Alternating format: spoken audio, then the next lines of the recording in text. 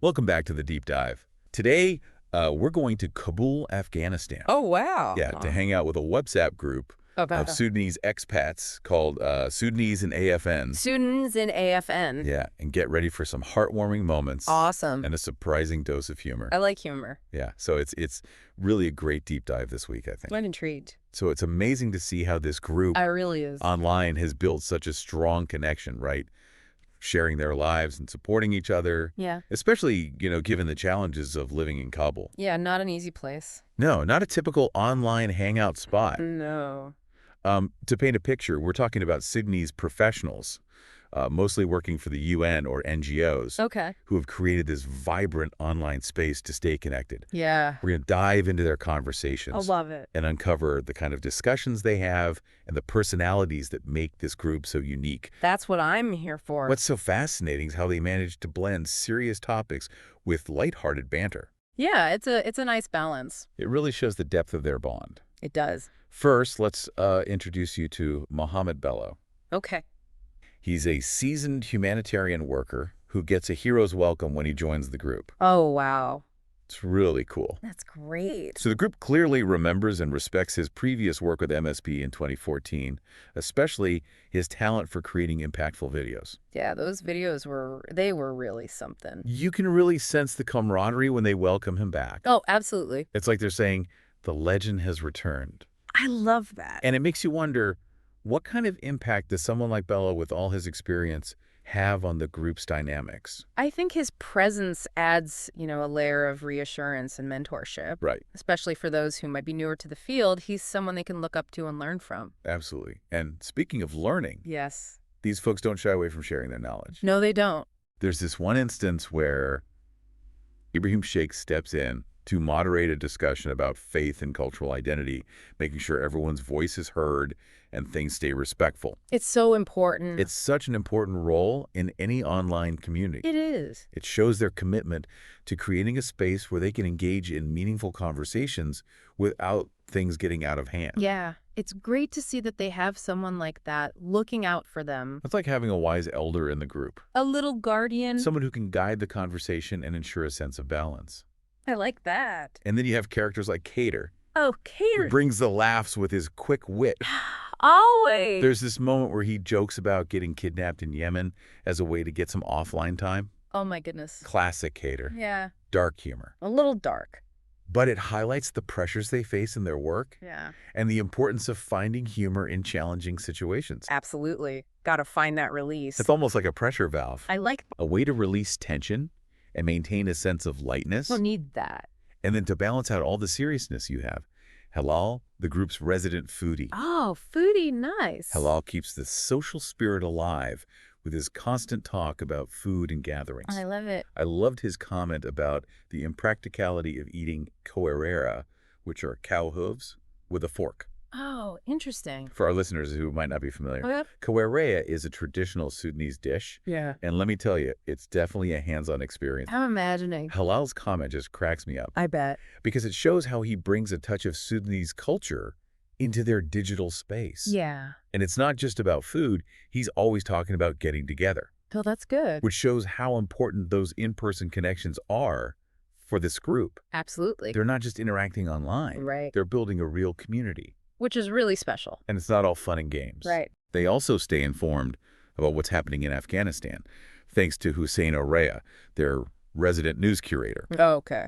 Hussein keeps the group updated on everything from serious news reports to lighthearted TikTok videos, So keeping it balanced. highlighting the complexities of life in Kabul. Right. Gotta stay informed.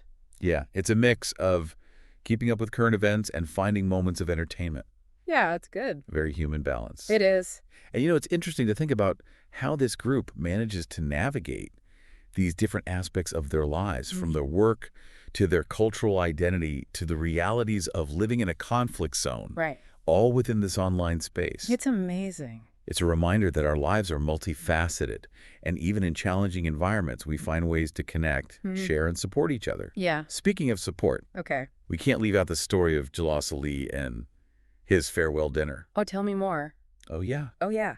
Jalal's farewell dinner is a perfect example of how this online community translates into real-world support. So Jalal invites the whole group to this dinner. for a departing colleague. Okay, And the responses are just so heartwarming. that's great. Kuduta and Yusra immediately jump in, offering to bring desserts and contribute to the meal. Oh, wow.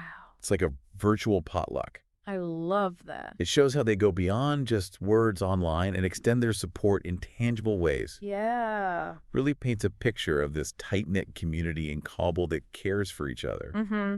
And this sense of community becomes even more apparent when they face difficult situations. Yeah. Like when Nala Ajabu shares news about an airstrike that affected a colleague's home. Yeah, that's a heavy moment. Yeah, A reminder of the realities of living in a conflict zone. for sure.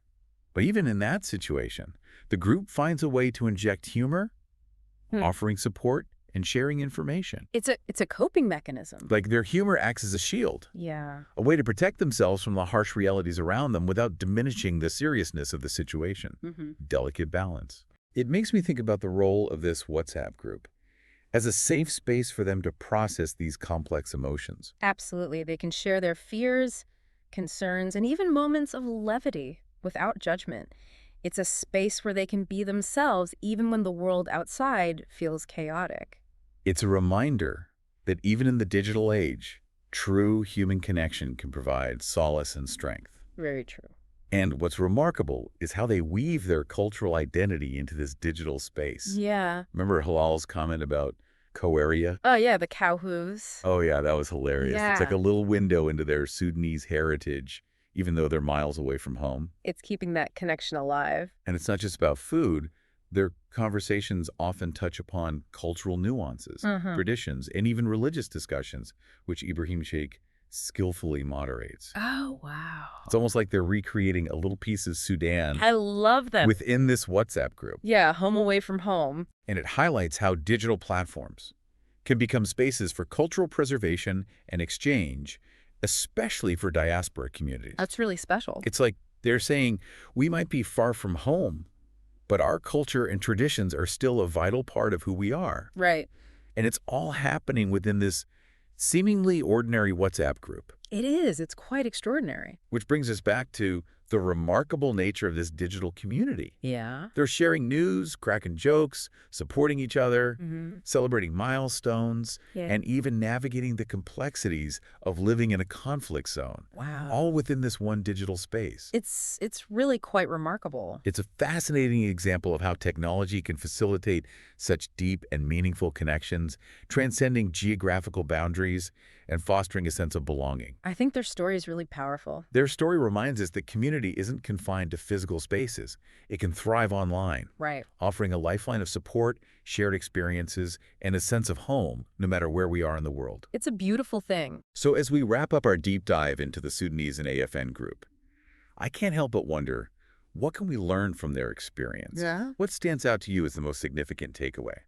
I think for me, it's their ability to find humor Yeah. and lightness, Yeah, even in the face of adversity. for sure. It's a powerful reminder that even in the toughest situations, human connection and a bit of laughter can make all the difference. Right, and what strikes me is how they've managed to create a microcosm of Sudanese culture within this digital space. Yeah. It's like they've brought a piece of home with them to Kabul. Yeah, from Hilal's food commentary to Ibrahim Sheikh's thoughtful moderation, Uh-huh. they've woven their traditions and values into the fabric of this online community. Yeah. It makes you think about the role of digital spaces in preserving cultural identity, especially for those living far from their homeland. It's really interesting. Yeah. It's a fascinating aspect of globalization and technology. These platforms can become virtual bridges, connecting people across continents and fostering a sense of belonging that transcends geographical boundaries. And it's not just about preserving traditions, it's about sharing them with others. Yeah. Think about how Hilal's Kawaria comment might have sparked curiosity among the non-Sudanese members of the group. Oh, for sure. It's a subtle but powerful way of introducing their culture to a wider audience. Absolutely. It opens up a dialogue, fosters understanding, and breaks down barriers. Right. It's a reminder that even in our increasingly digital world, human connection and cultural exchange remain vital. So as we wrap up this deep dive into the Sudanese and AFN group, I want to leave our listeners with a question. Okay. What digital communities are you a part of? And how do they contribute to your sense of belonging, support, and even cultural identity. Maybe it's a group chat with friends, Right. an online forum for a hobby you're passionate about, or a professional network that helps you grow. Whatever form it takes, remember the power of these digital spaces to connect us, support us, and make us feel like we belong. The Sudanese and AFN group reminds us that even in the most unexpected of places, community can flourish. Laughter can be found, and connections can be forged. I love that. So go out there, engage with your digital communities, and see how you can contribute to making them even more vibrant and supportive. Awesome. Thanks for joining us on this deep dive.